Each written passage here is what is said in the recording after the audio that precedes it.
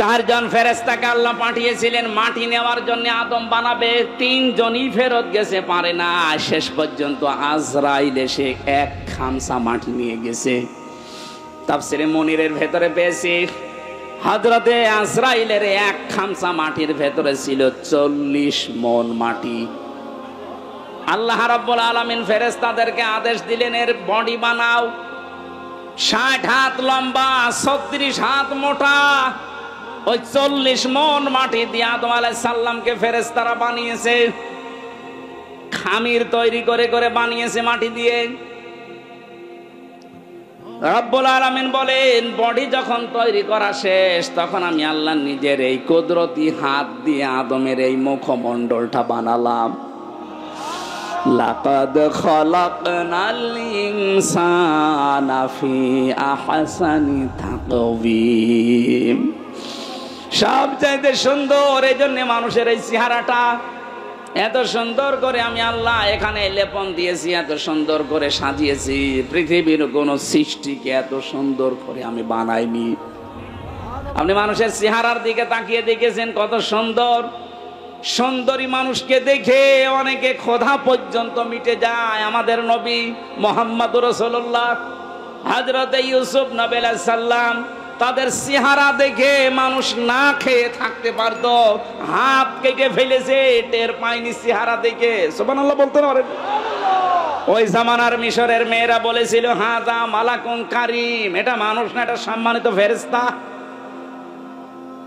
পৃথিবীতে মেয়েদেরকেও আল্লাহ এত সুন্দর সুন্দর করে বানিয়েছেন। আমাদের আদি মাতা হযরত আদম আলাইহিস সালামের স্ত্রী, আমাদের মা যিনি হযরতে হাওয়া আলাইহিস সালাম, পৃথিবীর বিশ্ব সুন্দরীর তালিকায় তার নাম।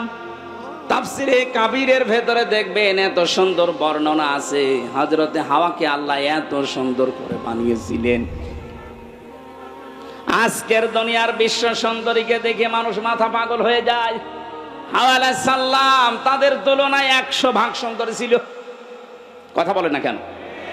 মেয়েদের রূপ সৌন্দর্য যদি প্রদর্শন করা এটা বিষয় হতো যে দেখানোর জিনিস, তাহলে হাওয়া আলাইহিস সালাম মানুষকে দেখিয়ে বেড়াতো। অথচ আজ অনেকে লাইন খোলে, নিজের বউ যদি সুন্দরী হয় ও দিশায় পায় না করবে কি, আর আলকাতরা মাখায়, উলট পালট জিনিস মাখিয়ে মোটরসাইকেলে করে নিয়ে মানুষকে দেখায় যে জিনিস আমার আছে। তো জিনিস আছে, আমি করব কি? কথা বলে না কেন? সম্মানিতা মা বোন যারা এসেছেন, আপনার সৌন্দর্য, আপনার সাজগোজ, আবার বলেন, আপনার সৌন্দর্য, আপনার সাজগোজ এটা শুধু আপনার স্বামীর জন্য। স্বামী বাদ দিয়ে পৃথিবীর কাউকে যদি প্রদর্শন ইচ্ছায় আপনি দেখান, কিয়ামতের দিন আপনি জান্নাতের সুঘ্রাণও পাবেন না। যেহেতু এখন রাষ্ট্রীয়ভাবে পর্দার আইন দেশে নেই, এই জন্য অনেকে অনেকভাবে চলছেন। আমরা যারা পুরুষ মানুষ আছি, আমাদের এখানে 2টা ঔষধ আজকে থেকে খাওয়া লাগবে। আমি সহ যারা আছি প্রত্যেকে এই 2টা ঔষধ খেতে চাই। কে? তাহলে জেনা থেকে বেঁচে থাকতে পারবেন। চোখের জেনা, সূরা নূর 18 নম্বর পারা 12 নম্বর পৃষ্ঠা 7 নম্বর লাইনের 30 নম্বর আয়াতে আল্লাহ ঔষধ দিচ্ছেন, ওয়াকুল লিল মুমিনিনা ইয়াগুদ্দু মিন আবসারিহিম ওয়া ইয়াহফাযু ফুরুজাহুম যালিকা আযকা লাহুম ইন্নাল্লাহা খাবীরুম বিমা ইয়াসনাউন। রাব্বুল আলামিন বলেন, হে নবী, মুমিন পুরুষদেরকে বলেন তারা যেন পরনারী থেকে তাদের চক্ষুকে নিম্নগামী করে। আর 14 জন মহিলা আপনি দেখতে পারবেন। কয়জন? আরো জোরে বলেন, বলেন। 1 নম্বরে আপনার আপন মা, ওই পাতানো মা না, আপন খালা, পাতানো খালা না। অনেকে ধর্ম খালা পাতিয়েছে, খালার মেয়ে আছে এই জন্যে। কথা বলছেন এখানে, এমনি খালা বলে না, মেয়ে আছে খালার, এই জন্য খালা, ধর্ম খালা। 2 দিন পরে খালা হয়ে যায় শাশুড়ি। এই কথা বলছেন এখানে। এলাকায় এরকম মানুষ নেই? এখনো কাদের ধর্ম খালা আছে হাত তোলেন তো। ও এই একজনের। ও মনে হয় খালার মেয়ের সাথে গল্প করছে।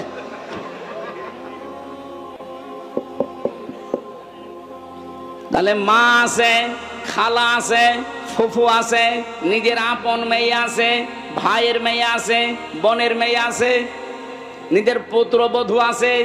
এরকম 14 জন মহিলা বাদ দিয়ে পৃথিবীর কোন মহিলা যদি সামনে পড়ে, যদি সত্যি জেনা থেকে বাঁচতে চান, সঙ্গে সঙ্গে আল্লাহর ঔষধ নিজের চোখ নিম্নগামী করা লাগবে। হ্যাঁ, দেখতে যত সুন্দর হোক, যাই হোক, তাড়াতাড়ি চোখ নামিয়ে ফেলবেন। এটা যদি সর্বোচ্চ 15 দিন করতে পারেন, আপনি একটা অনির্বচন সুখ পাবেন। আপনি বোঝেন অনির্বচন কি? এই যে পাখি যখন নিজের ডানা এভাবে বিছিয়ে দেওয়ার পরে ফল করে দেয়, ডাউন করে ফল করার পরে দেখবেন ওর নিচে বাচ্চারা কিচির মিচির আওয়াজ দেয়। কেন দেয় বলেন তো?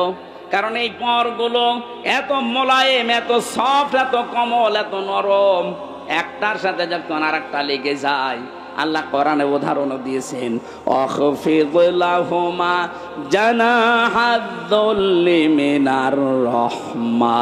এই যে জানাহুন মানে ডানা, জানাহুন মানে কি? আল্লাহ ডানা পাখির কাছ থেকে ধার করে আমাদের লাগিয়ে দিচ্ছেন, যে দুনিয়ার বান্দা বান্দিরা, তোর মার বাবার জন্য তোর ডানাটা এভাবে বিছিয়ে ধর। শুধু বিছিয়ে ধরবে না, ফল করে দিবি। অখফিদ না মানে ডানা ডাউন করার পরে ফল করে দেওয়া। আল্লাহ হেলিকপ্টারের ডানা, প্লেনের ডানা, আমাদের নিজেরও ডানা আছে। ডানা না হাত, এই হাতের কথা নিজের না ইয়াদুন। কেন জানাহুন দিলেন? কারণ আমাদের হাতের ভেতরে নরম কিছু নেই, সবই শক্ত হাড়। কথা বলেন না কেন? আর পাখির ডানার ভেতরে এমন নরম সফট কোমল পর আছে, পালক আছে, একটার সাথে আর একটা যখন লাগে ওটা এত সুন্দর মোলায়েম হয়ে যায়। ওর নিচে বাচ্চারা যখন আশ্রয় নেয় কোনো শত্রু থেকে বাঁচার জন্যে, ওরা মনে করে অন্তত আমাদের কেউ আর দেখতে পারছে না, তখন একটা কিচির মিচির আওয়াজ দেয়। বাংলায় এটাকে বলা হয় অনির্বচন সুখ। আপনি যদি 15 দিন আপনার চোখকে কন্ট্রোল করে রাখতে পারেন, ওই 14 জন মহিলা বাদ দিয়ে দুনিয়া যেই পড়ুক সামনে, চোখ নিম্ন, আপনি 15 দিন আমল করে দেখেন, আল্লাহর কসম আপনি একটা অনির্বচন সুখ পাবেন। 2 নম্বরে আপনার লজ্জা স্থানের হেফাজত করা লাগবে। নিজের জায়েজ স্ত্রী বাদ দিয়ে পৃথিবীর কোন নারীর সাথে অবৈধ কাজ করা যাবে না। শুধু যাবে না, যাবেই না, শেষে হর্ষাই আছে, ইল্লা আলা যাওয়াজিহিম আও মা মালাকাত আইমানুহুম ফাইন্নাহুম গায়রু মালুমিন। নিজের জায়েজ স্ত্রী বাদ দিয়ে আর ডান হাতের কামাই যেটা বাদি, এটার নিয়মটা আছে, কিন্তু এই নিয়ম সব জায়গায় প্রযোজ্য না।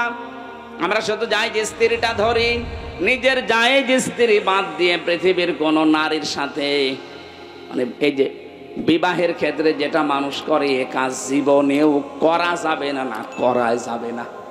সুতরাং লজ্জাস্থান আজকে থেকে হেফাজতের দায়িত্ব যদি আপনি দিতে পারেন, যে আল্লাহ আমি গ্যারান্টি দিলাম আমি পারবো, আপনার লজ্জাস্থানের মুখের হেফাজত, আল্লাহর নবী বলেন তোকে আমি জান্নাতে পৌঁছিয়ে দেবো, আমি গ্যারান্টি দিলাম।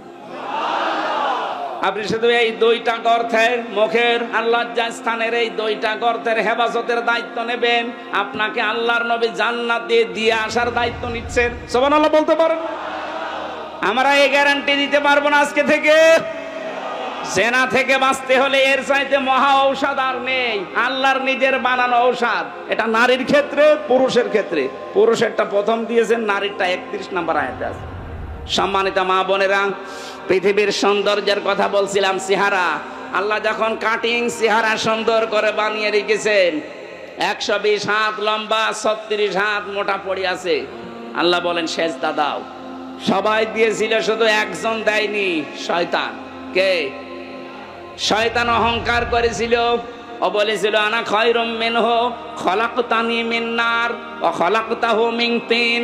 তুমি আমারে আগুন দিয়ে বানিয়েছো আর ওইটা বানিয়েছো মাটি দিয়ে। আমার ভেতরে পাওয়ার আছে। কি আছে বলেন বলেন? শয়তান অহংকার করেছিল পাওয়ারের, ক্ষমতার। আজও পৃথিবীতে দেখেন যারা ক্ষমতার, অহংকার করে মনে করবেন তাদেরকে শয়তান দখল করে ফেলেছে, কারণ শয়তান অহংকার করেছিল। আবার বলেন তো কিসের? ক্ষমতার। বলেন, 15.5 বছরে যারা ক্ষমতার অহংকার করেছে আপনি বিশ্বাস করতে পারেন এরা এক প্রকার শয়তান, কারণ কোন মানুষ ক্ষমতার অহংকার করতে পারে না, এটা অহংকার করে শয়তান।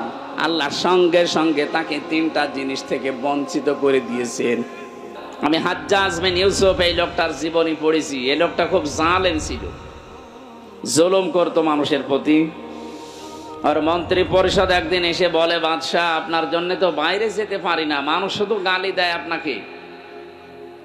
গালি দেয় মানে? হ্যাঁ, আপনাকে শুধু মানুষ গালি দেয়, কেউ জালেম বলে, কেউ হারামি বলে, কেউ জারোর সন্তান বলে। আমার সামনে বলুক তো, আপনি ছদ্মবেশ নিয়ে যান, আপনার সামনেই বলবে। ও ছদ্মবেশ লাগিয়েছে, এই যে দরবেশের কথা শুনছিলেন, ও তো ছদ্মবেশ নিয়েছিল, দাড়ি কেটে সফাং সফা, চেনা যাচ্ছিল না। ওই রকম একটা ছদ্মবেশ নিয়ে বাইরে গেছে, রাস্তায় একটা গ্রাম্য লোকের সাথে দেখা। ডাক দিয়ে বলে, এই বাদশাহ হাজ্জাজ বিন ইউসুফ লোকটা কেমন? ও তো জালেম, একটা জারোর সন্তান। যেই বলেছে জালেম আর জারোজ, গেছে ওর মাথা খারাপ হয়ে। বলছে, বেটা আমার জিনিস না, আমি সেই হাজ্জাজ বিন ইউসুফ। চিন্তা করছে আমার তো আর মাথা থাকবে না। ডাক দিয়ে বলছে, বাদশাহ আপনি আমারে চেনেন? না। আমি এই গ্রামের ওই লোক যার মাসে 2 দিন মাথা খারাপ হয়, আজকে তার পয়লা দিন। তুই পাগল, তোর 2 দিন মাসে মাথা খারাপ হয়, এতে আজকে পয়লা দিন, তার মানে আর একদিনও মাথা খারাপ হবে এই মাসে। তোর সাথে কথা বলে যা, ওই দিন কিন্তু পাগল বলে বেশি গিয়েছে। কথা বলছে না কেন? আমরাও এই 15.5 বছরে পাগল বলে বেশি আছি। কথা বোঝেন? তাছাড়া পাগল না বলে আমরাও তো থাকতাম ওকে সবাই ওর ভেতরে, অথবা অনেককে ইলিয়াস আলীর মতো গুম করে দিত। আমার বিশ্ববিদ্যালয়ের 2 জন 8-9 বছর হয়ে গেল, ওলিউল্লাহ মুকাদ্দাস এখনো পাওয়া যায়নি। মিনি আয়না ঘর এবং বড় আয়না ঘরে কত মানুষ ছিল, কতগুলো মানুষ এভাবে তারা লিখে রাখতো এই আঙ্গুল দিয়ে, এত বড় বড় নখ হয়ে যায়। 5 বছর, 7 বছর, 8 বছর, 10 বছর, 14 বছর পড়ে আছে, কেউ জানে না। তারা দেওয়ালের সাথে লিখে রাখতো ভাঙা ভাঙা অক্ষরে এই আঙ্গুল দিয়ে, যে ভাই যদি বাইরে কেউ যেতে পারেন আমার এই নাম্বারে জানাবেন যে আমি বেঁচে আছি। এখনো পর্যন্ত দেখি অনেকে জালেমের সাফাই গায়। আপনি মানুষ, হ্যাঁ? এ বাংলাদেশের 18 কোটি মানুষের যদি জালেমদের মাফ করে দেয়, ব্যারিস্টার আরমানের বউ জীবনও মাফ করবে না। আপনি বাস্তবতা বোঝেন কিছু? কত ঝড় গেছে এই মানুষগুলোর উপরে। আমার 10 দিনে আমার জীবন শেষ, আর তারা আজ 10 বছর 8 বছর। আলেমদেরকে যত অপমান করেছিল, আল্লাহ ডবল অপমান এখন তাদেরকে করছে। এই জন্য সাবধান থাকবো আমরা। আলেমরা নবীর ওয়ারিস, সরাসরি। আল উলামা ওয়ারাসাতুল আম্বিয়া, নবীর উত্তরাধিকারী তারা। নবীর গায়ে হাত দিলে যা হতো, আলেমদের গায়ে হাত দিলে তাই হবে। আলেম আবার আলেমের মতো হওয়া লাগবে। আলেম যদি আবার জালেমের চাইতে খারাপ হয়, তোরে পিটানোই ভালো। আলেম ছিল না জালেমদের পক্ষে? কথা বলে না কেন? ওই রকম আলেম না। কত বড় দুর্নীতিগ্রস্ত হলে দেশটা যে জাতীয় মসজিদের ইমামও পালিয়ে যায়। আবার কোথায় নামাবেন দেশটা বলেন? একটা মসজিদের ইমাম, তাও বাংলাদেশের কেন্দ্রীয় মসজিদ, জাতীয় মসজিদ, তার ইমামও পালিয়ে গেছে। এসেছিল আবার জোর করে ইমামতি নেওয়ার জন্য, জনগণ জুতা দিয়ে পিটিয়েছে। পরের দিন আবার স্ট্যাটাসও দিয়েছে যে জনগণ জুতা মেরেছে কিন্তু আমার গায়ে লাগেনি। আরে শয়তান, বাড়ি একেবারে জায়গা মতো তো, এই জন্য এরকম কথা বলে। লজ্জা শরম তো কিচ্ছু নেই। কি কথা বলে না? আমার মনে হয় ম্যাডাম খালেদা জিয়া যা বলেছিল যে নামটা পাল্টানো দরকার, আসলে ওই নাম পাল্টানো দরকার। এটা অভিশপ্ত নাম। নামটার ভেতরে কেমন যেন একটা অভিশপ্ত জিনিস লুকিয়ে আছে, কি গয়কার পয়াকার, বাকিটা বললাম না। তো এই নাম কোনোদিন মুসলমানরা রাখে? মুসলমানরা রাখবে গোলাপ, অন্তত গোপাল বাদ দিয়ে গোলাপগঞ্জ দেওয়া দরকার, একটা ফুলের নাম, যেন একটু সুঘ্রাণ আসে। এই জন্য পাগল বলে যারা এতদিন অন্তত বেঁচে আছি, আমাদের শিক্ষা নেওয়া দরকার আজকে। এই জালেম যারা বিদায় নিল, এই জালেমদের পরিণতি কি হয়েছে আল্লাহ আমাদেরকে একটু দেখিয়েছেন। সূরা নমল 19 নম্বর পারা 20 নম্বর পৃষ্ঠা 7 নম্বর লাইনের 52 নম্বর আয়াত। এই কথা বলে কি এখন? ওর মোবাইলটা কেটে নেন।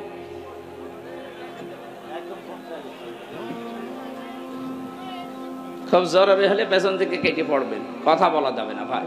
আমি বললাম না 2টা শর্ত মানা লাগবে, তারপরে এখানে রহমত নাজিল হবে। একটা শুনতে তো হবে, শুধু সামিয়া দিলেই তো শুনতে পারতাম। আল্লাহ বলেন না ফাস্তামিউ, একেবারে অ্যাক্টিভ হয়ে শোনা লাগবে, মনোযোগ সহকারে, কারণ এখন এটা ইবাদত চলছে। যতক্ষণ বসে থাকবেন আর যাই হোক গুনাহ হচ্ছে না, এই কথা বলে না কেন? আর গুনাহ যদি না হয়, বিপরীত যেটা সওয়াব মাস্ট বি হবে। এক একটা অক্ষর শুনবেন 10টা করে নেকি পেয়ে যাবেন। সুবহানাল্লাহ বলতে পারেন নাই? আল্লাহ রাব্বুল আলামিন বলেন ফাতিলকা বুয়ুতুহুম খাবিয়াতাম বিমা যালামু। এখানে যারা আলেম বসে আছেন, আল্লাহ হযরতে লূত আলাইহিস সালামের কাহিনীটা নবীকে জানিয়েছেন, আমাদেরকে শোনাচ্ছেন কেন? আল্লাহ যেন তার আঙ্গুল দিয়ে ভাবে দেখাচ্ছেন। ফাতিলকা বুয়ুতুহুম, বাইতুন না, বহু বচন দিয়েছেন। আল্লাহ বলেন এই সেই ঘরগুলো, খাবিয়াতান, আমি জনশূন্য করে দিয়েছি, পরিত্যক্ত বানিয়ে দিয়েছি, বিমা যালামু, এই জালেমদের জুলুমের কারণে। কারণ যে জমিনে জুলুম করা হয়, ওই জমিনটা পর্যন্ত আল্লাহর কাছে অভিশপ্ত হয়ে যায়। একটা কত বাস্তব। 2024 5 আগস্টের বিকাল 5টা বাজতে বাজতে আল্লাহ মনে হচ্ছে আমাদেরকে চোখে আঙ্গুল দিয়ে দেখিয়েছে। কথা বলেন না কেন? আপনি একটু তাকিয়ে দেখেন, জালেমদের যত বাড়ি ঘর সারা বাংলাদেশে তো আমি ঘুরছি, 630টা থানার প্রায় জায়গায় আমার যাওয়া শেষ। আমি এই 3 মাস কয়েকদিনের ভেতরে ঘোরাঘুরি করে যা দেখলাম, জালেমদের কোনো বাড়ি এ দেশে আর নেই। আপনি আমার কুষ্টিয়ার দিকে তাকান, হানিফের বাড়ি, কুষ্টিয়ায় হানিফ সাহেবের বাড়ি কয়েকদিন আগেও আমি পাশ দিয়ে আসলাম, দেখলাম জাতীয় টয়লেট হয়ে গেছে। একবারে 4-5 জন করে যাচ্ছে, কেউ এদিকে কেউ এদিকে কেউ এদিকে কেউ এদিকে, মনে হচ্ছে জামাতবদ্ধ টয়লেট চলছে। আল্লাহ কেন এমন করে দিলেন? আল্লাহ পাক বলেন ইন্না ফি যালিকা লাআয়াতাল লিকাউমিন ইয়ালামুন। আলেম ভাইরা বলেন তো, এখানে লামে তাকিদ দিয়ে আল্লাহ কি বুঝিয়েছেন? যত তাফসীর আমি মিলিয়েছি, এই লাম তাকিদের সাথে আধুনিক তাফসীরের মুফাসসির একরাম বলতে চাচ্ছেন, আল্লাহ যেন আপনাদেরকেও দেখাচ্ছেন পৃথিবীর মানুষেরা সাবধান, এর ভেতরে কিন্তু শিক্ষা আছে যদি জ্ঞানী হয়ে থাকো। কি শিক্ষা আমরা নিতে পারি? এই 15.5 বছরে ওদের এত গভীরে শিকড় ছিল জালেমদের। আপনি তাকান, একেবারে দারওয়ান থেকে শুরু করে সংসদ পর্যন্ত সব জায়গায় ওদের লোক সেট করা ছিল, এমনকি কারাগারেও। কথা বলেন না কেন? এ কারাগারে আলেমদের কষ্ট দেওয়ার জন্য আলাদা কিছু মানুষ ওদের সেট করা ছিল। সুব্রত বালা, দেবদুলাল, আমি নিজে পেয়েছি এদের আচরণগুলো। এ মানুষগুলো এমনি সাধারণ মানুষের সাথে যা করে, আমার আর মামুনুল হক আলেম যারা ছিলাম তাদের সাথে আচরণ আলাদা করে। আল্লাহ রাব্বুল আলামিন বলেন এখানে ওদের শিকড় সব জায়গায় ওরা গেঁথে রেখেছিল। আমি দেখেছি তারেক জিয়া সাহেবের পিএস অপু ভাই ছিল, ওনার বন্ধু গিয়াসউদ্দিন মামুন ভাই ছিল, ওনাদের দিকে সিসি ক্যামেরা দিয়ে, মাওলানা মামুনুল হকের দিকে ক্যামেরা দিয়ে আলাদাভাবে বসে বসে দেখতো যে এদের সাথে কেউ কথা বলে কিনা। আরে জালেমরা এমনিতেই তো জুলুম করিস, এরপরে আবার সবকিছু বন্ধ করে দিয়ে এই 3টা বছর আমাদেরকে যোগাযোগ করতে দেয়নি। ফাঁসির আসামিরা 7 দিন পর পর সরকারের টেলিফোনে কথা বলতো, আর আলেম যারা আমরা 76 জন ছিলাম, আমাদের জন্য সব বন্ধ। জামাত ইসলাম আর হেফাজতে ইসলাম নাম শুনলেই বলতো না, এদের যোগাযোগ বিচ্ছিন্ন। আপনার চেয়ার এমনি পড়ে যায়নি, আল্লাহ নিজে মনে হচ্ছে ফেলে দিয়েছে। আল্লাহ রাব্বুল আলামিন বলেন, এখানে তোদের শিক্ষা, এদের বিশাল শিখর যদি আমি আল্লাহ কেটে দিতে পারি। কেটে দিয়েছে কে, এইটার ফাইল কিন্তু জানা নেই। এটা সূরা আনআম 7 নাম্বার পারার 12 নাম্বার পৃষ্ঠার 4 নাম্বার লাইনের 45 নাম্বার আয়াতের প্রথম অংশে আছে, ফাকতিআ দাবিরুল কওমিল্লাযিনা যালামু, জালেমদের শিকড় কেটে দেওয়া হয়ে গেছে। কতিয়া এটা মজহুল, কেটেছে কে ফাইল জানা নেই। আপনি তাই দেখতে পাবেন 5 আগস্টের বিকাল 5টা বাজতে বাজতে জালেমদের বাড়ি ঘর, ওদের অফিস সবগুলো গড়িয়ে দিয়েছে। কে ভেঙেছে? ফাইল নেই। এক কথা বলছেন না কেন? আপনি বলতে পারবেন যে হানিফের বাড়ি অমুক ভেঙেছে? না, আপনি পাবেন না, মনে হচ্ছে ফেরেশতা ভেঙে দিয়েছে। এই জন্যই তো কুতিয়া দিয়েছেন যে ফাইলই নেই। তাহলে আমরা এখান থেকে কি নিতে পারি? এদের এত বড় শিকড় যদি আল্লাহ একেবারে মাটি থেকে উপড়িয়ে ফেলতে পারে, ওদের বাড়ি ঘর এখন জনশূন্য পরিত্যক্ত। মনে করছেন শুধু কুষ্টিয়ার হানিফের বাড়ি না, সারা বাংলাদেশের অবস্থা এক। যেখানে যেখানে গেছি জালেমদের বাড়ি ঘরগুলো, আমি গত পরশু দিনও ছিলাম কিশোরগঞ্জে, এক জালেমের বাড়ি দেখলাম, ওইটাও জাতীয় টয়লেট। হানিফের বাড়ি তো 5-6 জন যায়, এখানে দেখছে 8-10 জন একসাথে যাচ্ছে। আমি একটা কারণ খুঁজে পেয়েছি আমার নিজের জীবন থেকে। হজে গিয়েছিলাম 16 সালে। বললাম না ইশারায় করবেন, কথা বলেন কেন? কাবা শরীফ তাওয়াফ করার পরে একবার উপরে গেলাম, হঠাৎ দেখি পেটে যন্ত্রণা, ব্যথা। এক পুলিশকে ডাক দিয়ে বললাম, ইয়া আখি তাল, এদিকে আসেন ভাই। মানে আসার পরে জিজ্ঞাসা করছে কি, ইয়া হাজিউল হজ্জা তাইনা বিলাদুকা, হাজি দেশ কোথায়? জি তুমি বাংলাদেশ। বাংলাদেশ থেকে এসেছি। মনে বলে কি সমস্যা? হ্যাঁ এখানে মুশকিল আছে, আমার পেটে ব্যথা। এখানে ফার্মেসি কোথায়? আমারে বলছে ফার্মেসি লাগবে না, পেটে ব্যথা কেন টের পান না? না তো, জায়গাটা তো আবু জেহেলের বাড়ি, আপনি এখনো পায়খানা না করে দাঁড়িয়ে আছেন। তাড়াতাড়ি করেন। পায়খানা করে দেখি আমার পেটের ব্যথা ভালো হয়ে গেছে। আমার তো মনে হচ্ছে জালেমদের যত বাড়ি বাংলাদেশে সবগুলো যেহেতু অভিশপ্ত, সবগুলো এখন উজাড় গৃহ, পরিত্যক্ত টয়লেট হয়ে গেছে। এদেশের মানুষের পেটে ব্যথা হলে প্রসাবের চাপ দিলে ওই জায়গায় যে কাজ করবে। এরপরও যদি আপনার শিক্ষা না হয়, এই যারা আমাদের শিক্ষা নেওয়ার বিষয় কিন্তু এখনো বলিনি। আমাদের শিক্ষার বিষয় আগামীতে যারা দেশের দায়িত্বে আসবেন, যারা আসবেন, আপনি আর যাই করেন যেন জালেম হবেন না। কারণ এই শব্দটা ঘৃণিত শব্দ, আল্লাহর কাছে নিন্দিত।